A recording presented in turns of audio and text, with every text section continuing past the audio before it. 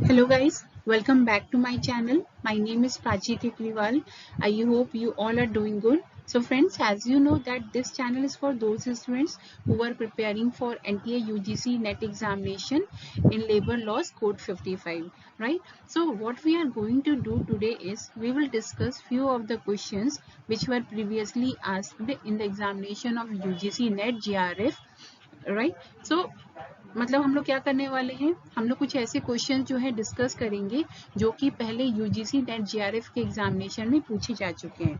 तो चलिए क्लास को स्टार्ट करते हैं। और क्लास को स्टार्ट करने से पहले एक बात और, जो भी इस चैनल पे नए हैं तो प्लीज फ्रेंड्स चैनल को जो है सब्सक्राइब कर लीजिए, सो दैट कि जब भी मैं नए वीडियो अपलोड करूं तो आपको उसकी नोटिफिकेशन मिलती रहे। तो चलिए क्लास को स्टार्ट करते हैं। तो यहाँ पे देखिए, यहाँ पे हमारे पास पहला क्वेश्चन है, as per the provisions of the Minimum Wages Act 1948, right. यहाँ पे किसकी बात हो रही है, यहाँ पे जो है किस एक्ट की बात कर रहे हैं हम लोग, यहाँ पे मिनिमम वेजेस एक्ट 1948 की बात हम लोग कर रहे हैं। विच ऑफ द फॉलोइंग अथॉरिटी, आपको बताना है कि ये जो हमारे पास ऑप्शंस दिए हुए हैं इसमें से कौन सी ऐसी अथॉरिटी है जो कि एडवाइजेस द अप्रोप्रिएट गवर्नमेंट, ठीक है।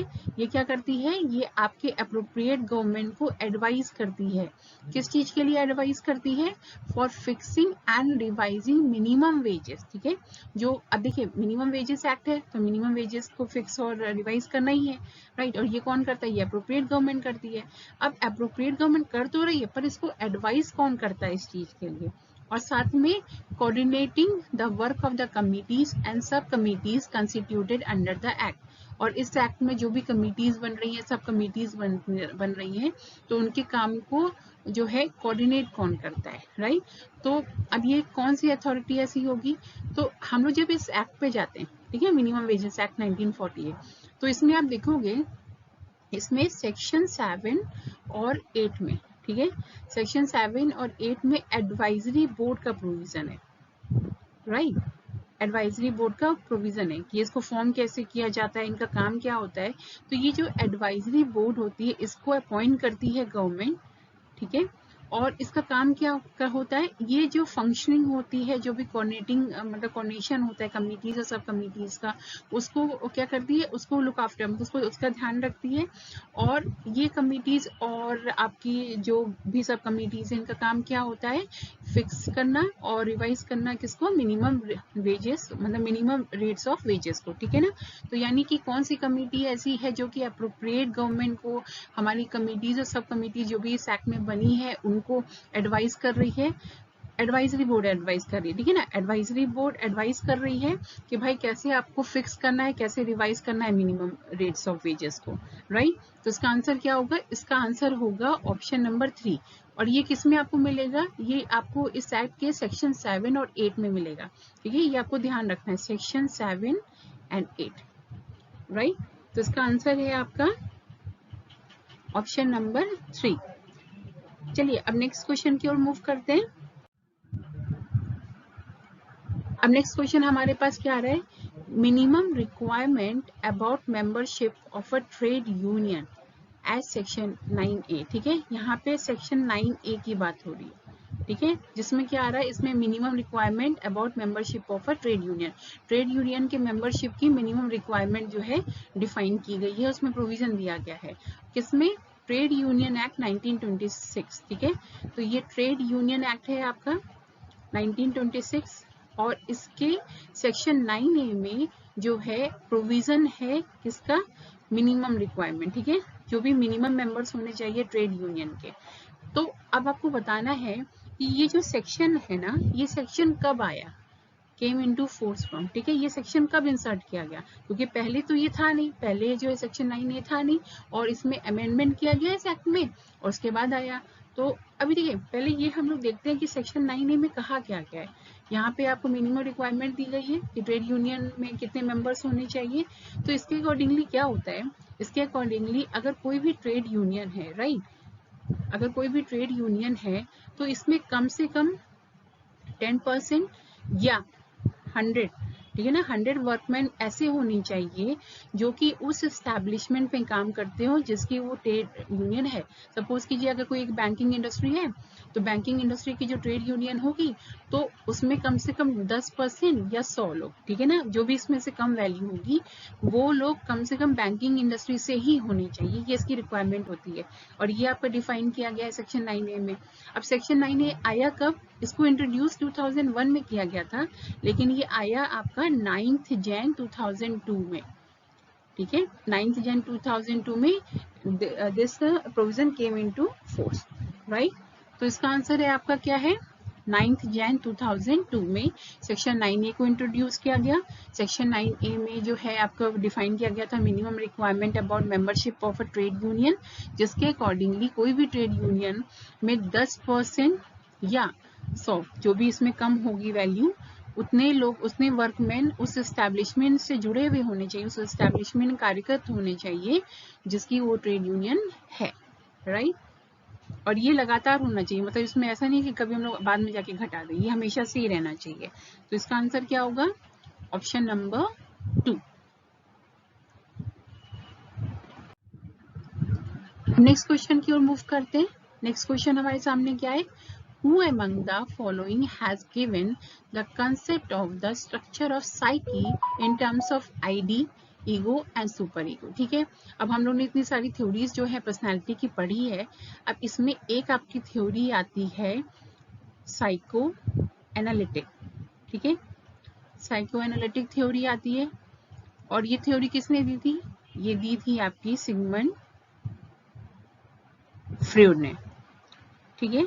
सिगमंड फ्रॉइड ने ये थ्योरी दी थी जिसमें उन्होंने इड, ईगो और सुपर ईगो को जो है डिफाइन किया था, ठीक है। अब ये जो इड है ना, इसको माना जाता है क्या कि ये बाय बर्थ होती है, ठीक है ना, ये बाय बर्थ होती है। इसके अकॉर्डिंगली क्या होता है? If it feels good then do it, यानी अगर वो आपको अच्छा लग रहा है तो आप उसको करो, ठीक है। ईगो क्या होता है? ईगो होता है आपका मास्टर ऑफ रियलिटी, यानी जो सच्चाई हम लोग जो एक्चुअली में कर रहे हैं, ठीक है। और ये जो सुपर ईगो होता है, सुपर ईगो क्या होता है? ये मॉरल अथॉरिटी होती है, ठीक है, ठीक है। अब देखो क्या कहना था सिगमंड फ्रॉइड का।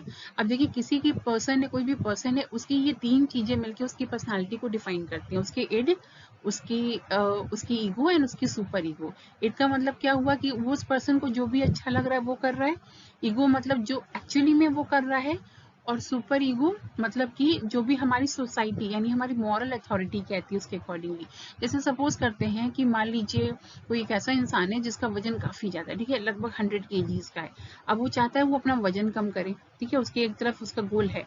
अब दूसरी तरफ देखते हैं, अब उसको भूख लग रही है एंड वो चाहता है कि आज वो आलू का पराठा खाए, राइट। तो ये उसकी क्या है? इड है, ठीक है, क्योंकि उसको अच्छा फील हो रहा है तो वो चाहता है कि वो आलू का पराठा आज खाए। लेकिन क्या होगा? उसकी जो सुपर ईगो है यानी जो उसकी मॉरल अथॉरिटी है वो क्या कहेगी? सुपर ईगो कहेगी कि नहीं, तुम्हें क्या करना चाहिए? तुम्हें जो है जिम जाना चाहिए, ठीक है, तुम्हें एक्सरसाइज करनी चाहिए, ठीक है। अब वो क्या हुआ? अब वो फूड और एक्सरसाइज के बीच में फंस गया, ठीक है, यानी अपनी इड और अपने सुपर ईगो के बीच में फंस गया।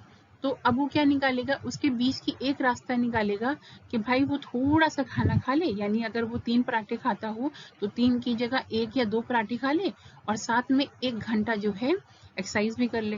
तो उसने एक्चुअली में ये जो है फॉलो किया। तो ये आपकी ईगो, ये क्या हो गई? ये उसकी ईगो हो गई, यानी कि मास्टर ऑफ रियलिटी, राइट। तो यानी उसने जो इड और सुपर ईगो के बीच में जो भी सेटलमेंट किया, यानी अपनी कुछ अपनी मॉरल अथॉरिटी के बारे में सोचा और कुछ अपने प्लेजर के बारे में सोचा कि मुझे ये चीज अच्छी लगती है मैं ये करूंगा इड के बारे में, तो वो उसका ईगो हो गया, राइट।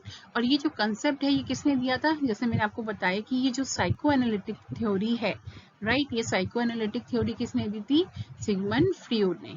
तो इसका आंसर क्या है? Option number 3, right, Sigmund Freud. तो ये साइको एनालिटिक थ्योरी बहुत इंपॉर्टेंट है, मतलब ये सारी थ्योरीज है ना, आप इसको बहुत अच्छे से पढ़ा ली, बहुत आराम से। एक बार आपने पढ़ लिया ना तो ये आपके दिमाग में बैठी रहेगी बहुत अच्छे से, राइट। अभी नेक्स्ट क्वेश्चन की ओर मूव करते हैं। अब नेक्स्ट क्वेश्चन में क्या है? Which of the following statement are correct, ठीक है। यहाँ पे 2 स्टेटमेंट आपके सामने दिए गए हैं और आपको बताना है कि ये स्टेटमेंट कौन सा सही है। मैन पावर प्लानिंग, ठीक है, मेरे एक वीडियो में मैन पावर प्लानिंग में हम लोग ने बहुत अच्छे से डिस्कस किया हुआ है, इसके बारे में यहाँ पे दिया गया है। हेल्प्स द ऑर्गेनाइजेशन, ठीक है, ऑर्गेनाइजेशन की मदद करता है to realise the importance of manpower management, ठीक है, डेफिनेटली अगर मैन पावर प्लानिंग की बात हो रही है तो मैन पावर मैनेजमेंट किया जा रहा है, which ultimately helps in the stability of concern, ठीक है। अब वो क्या करता है, वो स्टेबिलिटी लाता है, राइट। जो मैन पावर की रिक्वायरमेंट है एक ऑर्गेनाइजेशन में, जो ऑर्गेनाइजेशन का एक वर्क है, ठीक है, उसमें स्टेबिलिटी लाता है, कैसे, ये मैन पावर को मैनेज करके। तो डेफिनेटली ये ऑप्शन आपका सही है, ठीक है ना। तो यहाँ पे बोथ स्टेटमेंट आर इनकरेक्ट, ये ऑप्शन तो हो ही नहीं सकता, इसमें statement 2 is correct and statement 1 is incorrect, ये भी नहीं हो सकता क्योंकि स्टेटमेंट 1 क्या है आपका, करेक्ट है, राइट। अब आपके पास ऑप्शन 1 या 2 में कोई बचे। अब देखिए दूसरा ऑप्शन देखते हैं, man power planning helps in reducing the over cost of production by making optimum use of physical resources in an organization। अब मैन पावर प्लानिंग में क्या हम लोग किसी और फिजिकल रिसोर्सेज की बात करते हैं, क्या हम लोग कॉस्ट ऑफ प्रोडक्शन की बात करते हैं, हम लोग यहाँ पे कॉस्ट ऑफ HR की बात करते हैं, ठीक है। हम लोग जो हमारे ह्यूमन रिसोर्स है उसकी कॉस्ट की बात करेंगे, यहाँ पे पूरे कॉस्ट ऑफ प्रोडक्शन की बात नहीं हो रही है, ना कि दूसरे फिजिकल रिसोर्सेज की, यहाँ पे सिर्फ मैन पावर की ही बात हम लोग रखते हैं, इसलिए ये ऑप्शन क्या होगा आपका, इनकरेक्ट होगा, राइट। तो आंसर क्या है, option 1 is correct and answer statement 2 is incorrect. तो आंसर होगा आपका ऑप्शन नंबर 2, राइट। तो इसका आंसर क्या है, ऑप्शन नंबर 2। इसमें पहला स्टेटमेंट आपका सही है, मैन पावर प्लानिंग जो है मैन पावर मैनेजमेंट के इंपॉर्टेंस को रियलाइज करता है, और कंसर्न में मतलब आपकी ऑर्गेनाइजेशन में ह्यूमन रिसोर्स के प्लानिंग में सब में क्या लेकर आता है, ये स्टेबिलिटी लेकर आता है, राइट। लेकिन वो बाकी सब हमारे सारे फिजिकल रिसोर्सेज की यहाँ पे बात नहीं की जा रही है, तो इसलिए सेकेंड स्टेटमेंट आपका गलत है। अब नेक्स्ट क्वेश्चन की ओर मूव करते हैं, ये हमारा नेक्स्ट क्वेश्चन है, मैच द फॉलोइंग, ठीक है ना। तो इसमें क्या करना है आपको, इसमें जो है TQM promotes kaizen quality circle, ठीक है, इन सब की बात की गई है। अब देखिए टोटल क्वालिटी मैनेजमेंट बेसिकली क्या है, तो यहाँ पे अगर हम लोग देखें, ठीक है, टोटल क्वालिटी मैनेजमेंट क्या होता है, यहाँ पे ये जो टर्म है, ठीक है ना, ये किसने दिया था, ये एडवर्ड डेमिंग ने दिया था, ठीक है। इनके हिसाब से क्या था कि हम लोग जो भी हमारे जो प्रोडक्शन के फैक्टर्स हैं और सारी चीजें हम लोग उस पर शुरू से ध्यान देते चले, ठीक है। और इससे क्या होगा, इससे जो है हम लोगों को जो अल्टीमेटली हमारी जो प्रोडक्शन जो होगी ना वो अच्छी होगी, राइट। इसमें इनका मेन फोकस क्या था कि हम लोग इसमें क्या कर सकते हैं, जब हम लोग इस पर काम करेंगे ना तो ये एक टीम वर्क पे फोकस करेगा, राइट, क्योंकि सारे लोग मिलकर के ही इसमें ध्यान देंगे और एक कमिटमेंट लेकर के आएंगे, ठीक है। तो इसने क्या किया, इसने एम्प्लॉय टीम वर्क की बात की जा रही है, तो कहीं ना कहीं इसने एम्प्लॉय पार्टिसिपेशन को क्या किया, प्रमोट किया, राइट। तो यहाँ पे क्या हो रहा है, वो एम्प्लॉय पार्टिसिपेशन को प्रमोट कर रहा है, total quality management, right. Next आता है काइजन। काइजन आपको पता है एक जापानीज वर्ड है जिसमें हम लोग इम्प्रूवमेंट की बात करते हैं, यानी छोटी छोटी चीज़ों पे ध्यान दिया जाए और इम्प्रूव किया जाए, ठीक है। और जब हम लोग छोटी छोटी चेंजेस लेकर के आते हैं ना तो वो एक बड़े चेंज में आता है, मतलब एक बड़ा गोल हमें अचीव करने में हेल्प करता है, राइट। तो हमें काइजन में क्या लेकर आना है, हमें स्मॉल चेंजेस लेकर आने हैं। ये स्मॉल चेंजेस कंटिन्यूअस होते हैं, ठीक है, क्योंकि हम इसको लगातार करते रहते अपनी चीज़ों पे ध्यान देते रहते हैं और अल्टीमेटली हम अपने गोल को अचीव करते हैं, राइट। तो काइजन क्या हो गया, kaizen is basically a small change, fine. Next आपका क्या आता है, नेक्स्ट आता है quality circle can solve problem related to. अब ये क्वालिटी अब देखिए हमने काइजन की तो बात की ना यहाँ पे कि हमें स्मॉल चेंज लेकर आना है, एक इम्प्रूवमेंट लेकर आना है, कंटिन्यूअस इम्प्रूवमेंट। लेकिन ये कंटिन्यूअस इम्प्रूवमेंट लाने के लिए जो इससे जुड़ी प्रॉब्लम है इसको कौन सॉल्व करने में हेल्प करेगा, इसमें क्वालिटी सर्कल जो है हमारी मदद करेगी, राइट। तो quality circle can solve problem related to continuous improvement, ठीक है। जो भी हम चेंज लाना चाहते हैं उसको सॉल्व करने के लिए कौन हेल्प करेगा, क्वालिटी सर्कल जो है हमें मदद करेगी, राइट। नेक्स्ट क्वेश्चन क्या है, क्वालिटी सर्कल बेनिफिट टू। अब क्वालिटी सर्कल में आप देखो मेन फोकस क्या है, WPM यानी कि workers participation in management, right.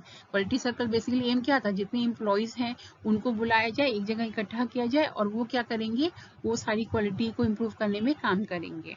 तो डेफिनेटली ये क्या करती है, ये एम्प्लॉयज को मदद करती है, राइट, उनके ग्रूमिंग में, उनके डेवलपमेंट में।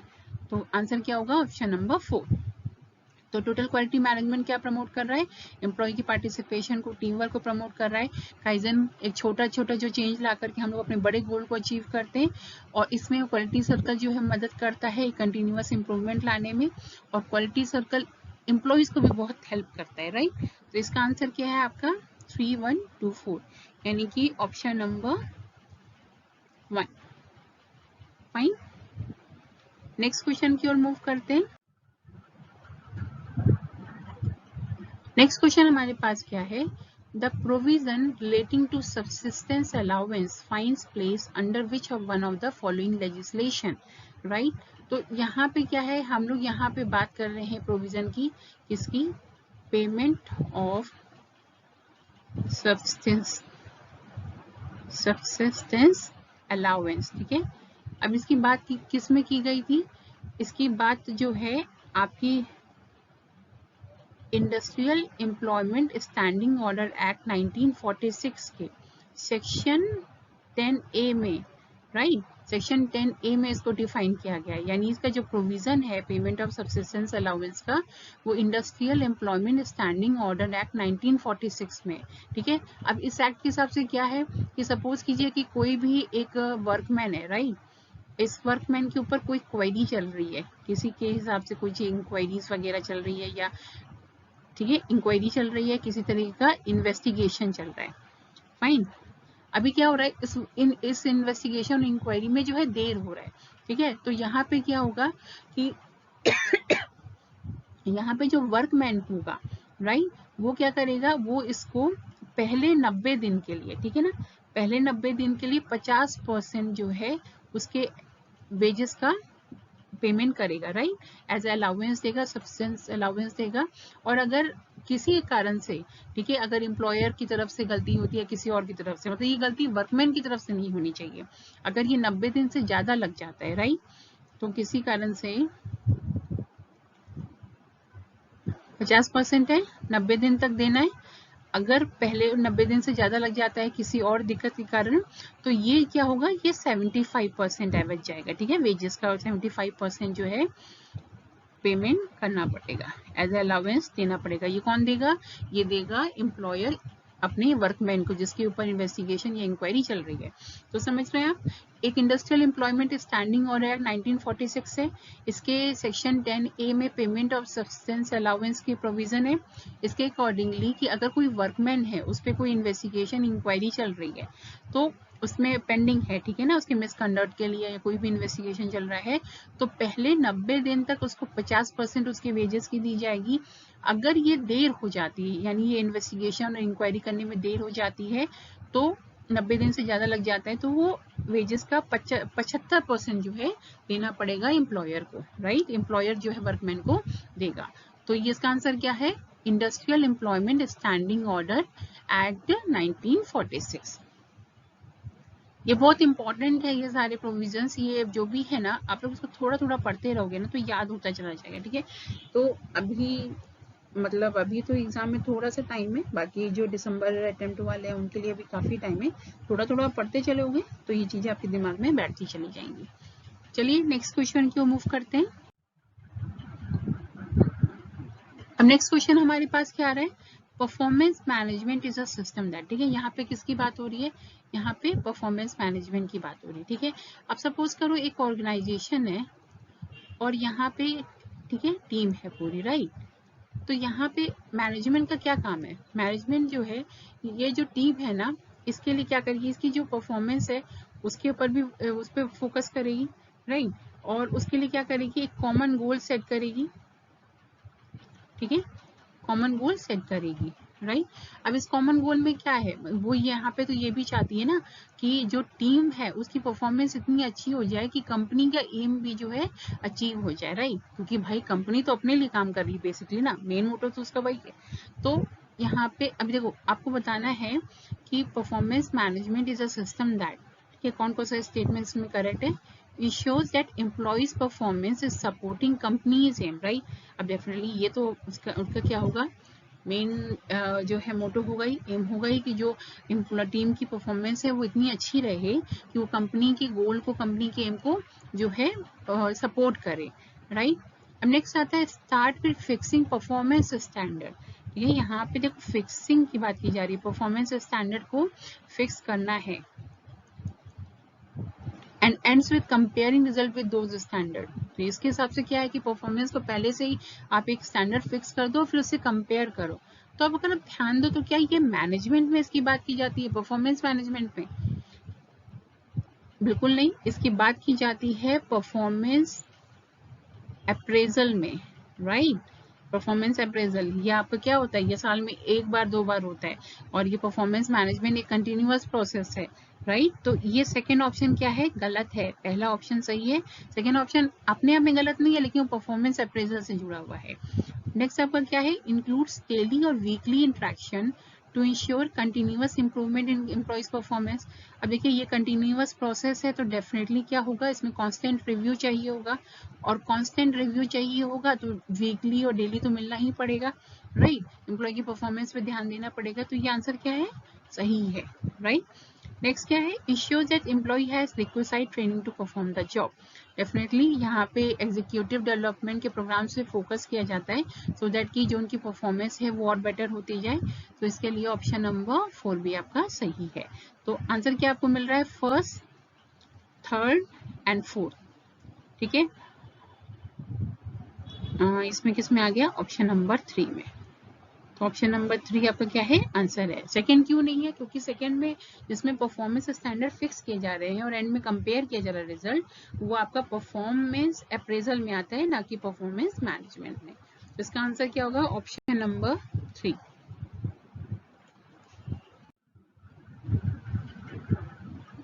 अब नेक्स्ट हम लोग यहाँ पे आते हैं, यहाँ पे फिर से आपका मैच द फॉलोइंग है। तो यहाँ पे आपका दिया है, एक तरफ लेबर लॉ के टर्म्स दिए गए हैं और दूसरी तरफ मीनिंग्स दिए गए हैं। ठीक है, तो पहला यहाँ पे क्या है, पहला टर्म है प्यूनी, राइट। तो प्यूनी क्या होता है, जैसे कि मान लीजिए आपके चीफ जस्टिस होते हैं ना, राइट, और तो बाकी जो सुपीरियर कोर्ट्स होते हैं, तो इनके जो जजेस होंगे, ठीक है, अब इनके जो जजेस हैं भले हाई पोस्ट पे हैं, लेकिन चीफ जस्टिस पे तो इससे क्या होते हैं, जूनियर हो जाते हैं, राइट। तो इस तरह की पोस्टिंग को क्या कहते हैं हम लोग, प्यूनी। ठीक है ना, हम लोग इसको क्या कहते हैं, प्यूनी। तो इसमें किसमें आपकी जूनियर सबऑर्डिनेट की बात हो रही है, ऑप्शन नंबर 1 में, राइट। सेकंड क्या आता है आपका, रेशियो डिसाइडेंडी। ठीक है ना, रेशियो डिसाइडेंडी क्या होता है कि जैसे हम लोगों का कोई भी इन्वेस्टिगेशन, इंक्वायरी जो भी चल रही है, तो उसके लिए हमेशा एक बेसिस लिया जाता है, यानी कि एक कोई बेस लेते हैं और उसके ऊपर ही डिसीजंस बाकी सारे बनाते हैं, राइट। तो ये क्या हो गया, ये आपका एक ग्राउंड डिसीजन हो गया, ठीक है, क्योंकि इसके बेसिस पे ही बाकी सारे डिसीजंस लिए जाते हैं। तो रेशियो डिसाइडेंडी का मतलब क्या हुआ, ग्राउंड डिसीजन, और प्यूनी का मतलब क्या हुआ, जूनियर और सबऑर्डिनेट। तीसरे का आंसर हमें ऑलरेडी मिल गया, res judicata, I think that decided. जैसे कि अगर मान लीजिए अगर एक सुप्रीम कोर्ट है, उसने अपना फैसला दे दिया, तो आगे हम लोग अब क्या कर सकते हैं, नहीं लेके जा सकते वापस उसको हाई कोर्ट या किसी के पास। तो ये फाइनल डिसीजन होता है, यानी एक फाइनल डिसीजन जो हमें मिल चुका है, अब इसके आगे हम कोई और डिसीजन क्या करेंगे, मतलब इसके आगे कोई और डिसीजन इस पे नहीं लिया जा सकता। तो ये मतलब ये चीज क्या होगी, तय हो चुकी है। Res judicata a thing decided. ठीक है, तो ऑप्शन नंबर क्या, आंसर क्या आपका आ रहा है, 1 2 3, ऑप्शन नंबर 3। आई होप कि आपको ये चीजें समझ में आ रही हैं। कोई कंफ्यूजन होगी तो प्लीज कमेंट सेक्शन में मेंशन कीजिएगा। अब नेक्स्ट क्वेश्चन की ओर मूव करते हैं। Sustain, set in order, sort, shine, right. अभी हम लोग ने काइजेन की बात की थी ना, काइजेन एक आपका जापानीज टर्म है, राइट, जिसमें हम लोग बात करते हैं लगातार इम्प्रूवमेंट की, और इसमें छोटे छोटे चेंजेस लाते हैं हम लोग। तो इसमें ना आपके 5 जापानीज वर्ड जो है डिसाइडेड, मतलब इसमें दिए रहते हैं। पहला होता है सीरी, सीतो, सीसो, शिकेत्सु और 5वां हो गया आपका शित्सुके, राइट। तो सीरी क्या हो गया? सीरी का मतलब होता है सॉर्ट करना, शीतो का मतलब होता है सेट इन ऑर्डर,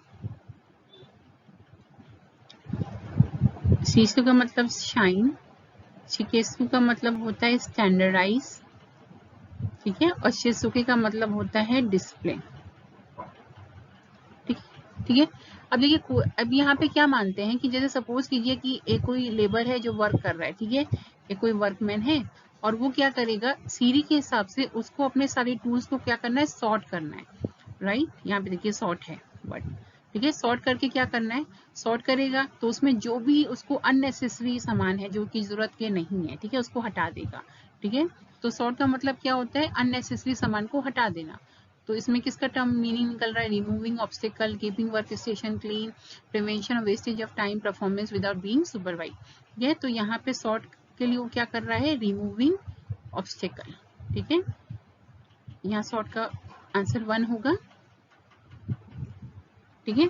अब उसने सॉर्ट कर दिया, अब वो क्या करेगा, बाकी सारी चीजों को सीतो यानी कि ऑर्डर में सेट करेगा, ठीक है। एक ऑर्डर में क्यों लगाएगा, जब वो ऑर्डर में उसको लगाएगा ना तो उसको हर सामान उठाने में इजी रहेगा, राइट। जैसे हम लोग कभी खाना खाने जाते हैं तो देखिए हम लोग जो आपकी मतलब हाइडी और इस तरह की चीजें होती है वहाँ पे एकदम कायदे से पूरी स्पून्स लगे होते हैं, राइट। उसमें सैलेड के अलग, सूप के अलग, क्योंकि वो सीरियल वाइज लगे होते हैं जिस हिसाब से हम चीजों को उठाने वाले होते हैं।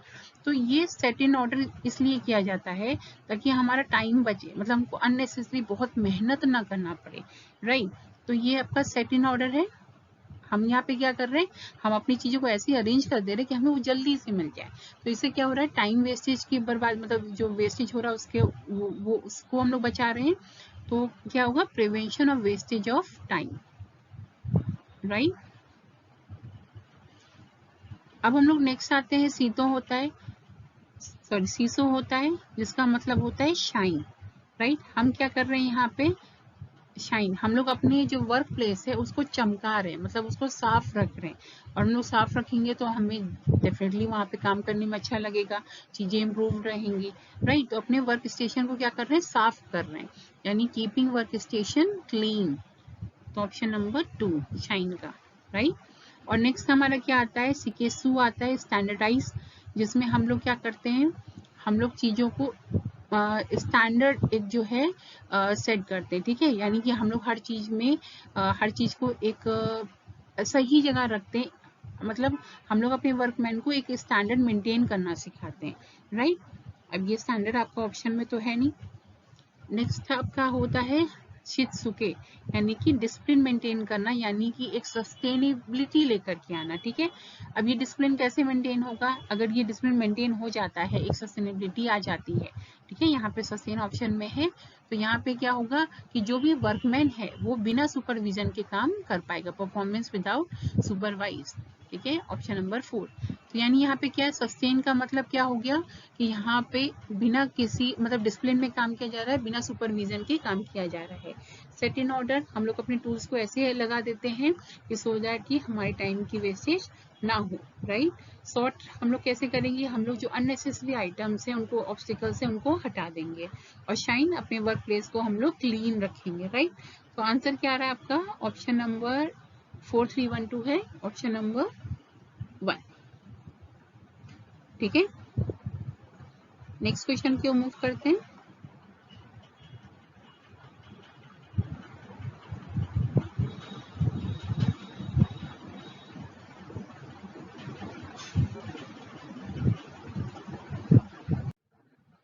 अब नेक्स्ट क्वेश्चन हमारे पास क्या है, which of the following is not a method of supply forecasting, ठीक है। आपको बताना है कि इन चारों में से कौन सा ऐसा मेथड है जो सप्लाई फोरकास्टिंग का मेथड नहीं है, राइट। तो सप्लाई फोरकास्टिंग में हम लोग क्या करते हैं, हम लोग यहाँ पे जब man power planning, HR planning करते हैं ना, तो हम लोग ये देखते हैं कि हमारे पास नेक्स्ट ईयर कितनी जो है एचआर की सप्लाई होने वाली है, कितनी ह्यूमन रिसोर्स मैन पावर जो है आने वाले हैं, राइट।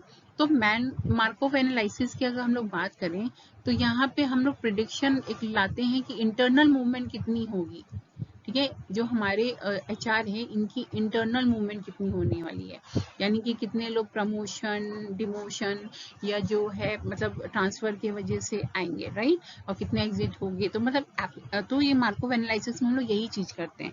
तो डेफिनेटली ये एक मेथड है, ये हमारा ऑप्शन नहीं हो सकता, राइट, ये ऑप्शन नहीं हो सकता। फिर नेक्स्ट है हमारे पास रिप्लेसमेंट चार्ट। रिप्लेसमेंट चार्ट में हम लोग क्या करते हैं, इसमें हम लोग एक एस्टिमेशन करते हैं, ठीक है। एस्टिमेशन क्या करते हैं कि हमारे पास फ्यूचर में कितनी वैकेंट पोस्ट होगी और इस पोस्ट में मतलब जो है कैसे इंटरनल मूवमेंट से, यानी जैसे इंटरनल मूवमेंट मैंने आपको बोला कि प्रमोशन करके, राइट, प्रमोशन करके या हम ट्रांसफर करके जो है एम्प्लॉयज को प्लेस कर सकते हैं, मतलब कौन सा एम्प्लॉय किसको रिप्लेस कर सकता है, राइट। तो यहाँ पे रिप्लेसमेंट चार्ट भी जो है आपका सप्लाई फोरकास्टिंग की टेक्निक है, तो यह आपका आंसर नहीं होगा, ठीक है, क्योंकि हमें ऐसी टेक्निक फाइंड करनी है जो सप्लाई फोरकास्टिंग का मेथड नहीं है। सक्सेशन प्लानिंग की बात करते हैं, तो सक्सेशन प्लानिंग में क्या होता है, बेसिकली एक इंटरनल ग्रूमिंग का तरीका है, जिसमें अगर हमें पता है कि अगर मान लीजिए कोई मिस्टर एक्स है, ठीक है ना, और अभी ये मिस्टर एक्स है, ये हायर पोजीशन पे है, लेकिन हमें पता है कि ये लगभग 1 साल बाद या 1.5 साल बाद 2 साल बाद जो है रिटायर हो जाएंगे। तो हमने शुरू से ही इनके अंडर में एक पर्सन को लगा दिया, मिस्टर वाई को, और मिस्टर वाई एक्स के अंडर में काम कर करके इनकी चीजों को देखेंगे, ऑब्जर्व करेंगे और चीजों को सीखेंगे। तो इससे मिस्टर वाई की क्या होगी, कॉम्पिटेंसी बढ़ेगी, और जब एक्स रिटायर होंगे, ठीक है ना, या जाएंगे किसी कारण से, तो ये जो मिस्टर वाई है ये इनकी जगह ले लेंगे, यानी ये सक्सेशन प्लानिंग, ठीक है। हमने पहले ही देख लिया कि जब एक्स चले जाएंगे तो इनकी जगह कौन ले सकता है, राइट। तो सक्सेशन प्लानिंग भी आपकी सप्लाई फोरकास्टिंग का तरीका है। तो ये आंसर नहीं है, आंसर क्या है, स्कैटर प्लॉट, राइट। तो ऑप्शन नंबर 4। तो आई होप कि आपको जो है आज क्लासेस समझ में आई होंगी। क्वेश्चन इजी हैं लेकिन बहुत थोड़े कंफ्यूजिंग हो जाते हैं, तो आपको बहुत ध्यान से क्वेश्चन को मार्क करना, आंसर्स को मार्क करना है। और आप ये सारे क्वेश्चंस को मतलब आप इसको वीडियो को दोबारा देख करके सारे क्वेश्चन क्या कर सकते हैं, आप कहीं पे मेन पॉइंट्स जो है नोट डाउन कर लीजिए। और अगर कोई भी कंफ्यूजन है, कोई भी क्वेरी आती है, तो आप मुझे कॉमेंट सेक्शन में जब मेंशन कर देंगे तो मैं आपके रिप्लाईज जो है प्रोवाइड कर दूंगी। तो चलिए, आई होप कि आपको क्लासेस पसंद आई हो तो प्लीज़ लाइक ज़रूर कीजिएगा और अपने रिव्यूज़ जो है कमेंट सेक्शन में ज़रूर दीजिएगा। मिलते हैं नेक्स्ट क्लास में, तब तक के लिए thank you so much guys, thank you for your patience listening, bye bye, take care.